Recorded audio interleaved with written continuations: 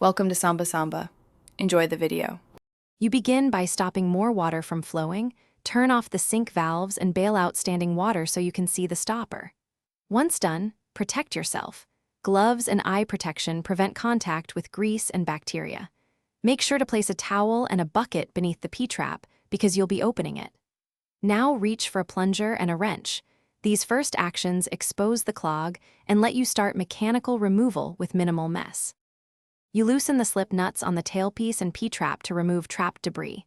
Loosening both sides equalizes pressure and prevents sudden spills. Once the trap is out, inspect and remove hair, grease, and gunk. This often restores flow immediately. If water still drains slowly, use a straightened wire hanger or a 3/8 to 1/2-inch drain snake to reach deeper into the drain, pushing then pulling to break and extract the obstruction. Rinse parts before reassembly to avoid recontamination. You reinstall the P-trap with clean washers, hand tightening slip nuts, then giving them a quarter turn with a wrench so seals seat without cracking.